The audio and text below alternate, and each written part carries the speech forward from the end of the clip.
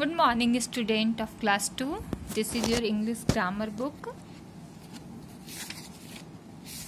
Today I will teach you lesson 3. आज मैं आपको बच्चों लेसन 3 पढ़ाऊंगी. लेसन 3 आपका क्या लेसन नेम है? Subject and predicate. ठीक है, आज हम लोग सब्जेक्ट और प्रेडिकेट के बारे में पढ़ेंगे. ठीक है, अब देखिए, every sentence has a 2 part. सभी सेंटेंस के पास कितने पार्ट होते हैं? 2 पार्ट्स होते हैं. ठीक है, वाक्य के पास कितने पार्ट्स होते हैं? 2 पार्ट्स होते हैं. पहला कौन सा होता है? सब्जेक्ट, और दूसरा प्रेडिकेट. अब सब्जेक्ट क्या होता है? In a sentence the person, place और thing we speak about is called a subject.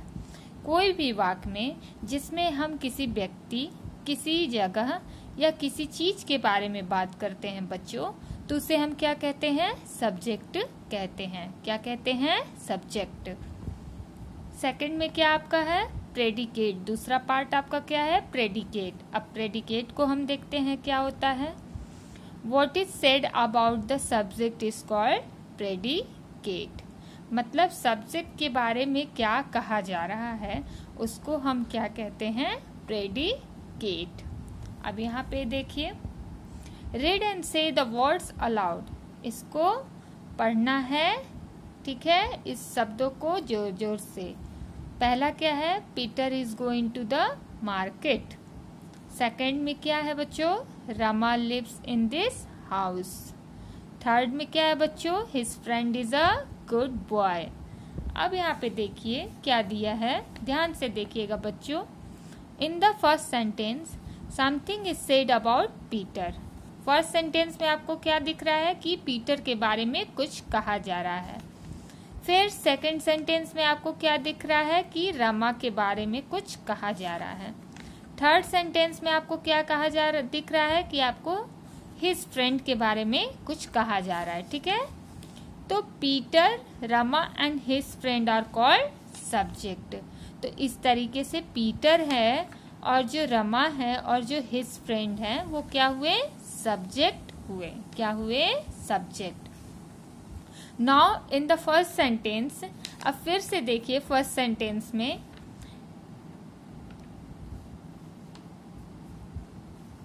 Is said, what is said about the subject. ठीक है, Peter is going to the market. मतलब सब्जेक्ट क्या है? पीटर है.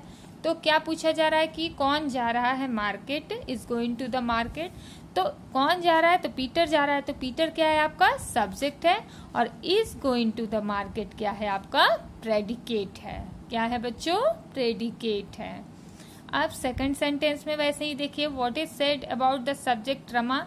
अब रमा के बारे में क्या कहा जा रहा है कि वो कहाँ रहती है? हाउस में रहती है. तो लिव्स इन दिस हाउस क्या है बच्चों? प्रेडिकेट है. क्या है? प्रेडिकेट.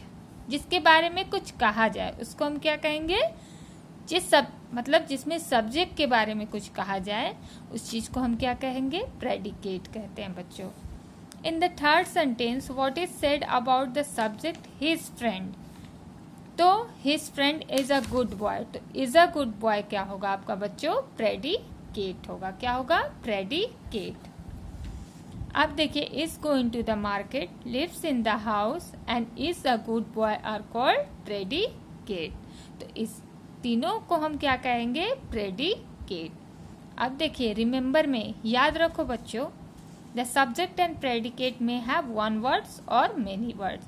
सब्जेक्ट और प्रेडिकेट के पास या तो एक शब्द भी हो सकता है या बहुत सारे शब्द भी हो सकते हैं. तो इस तरीके से जो आपका बच्चों सब्जेक्ट एंड प्रेडिकेट था वो फिनिश हुआ.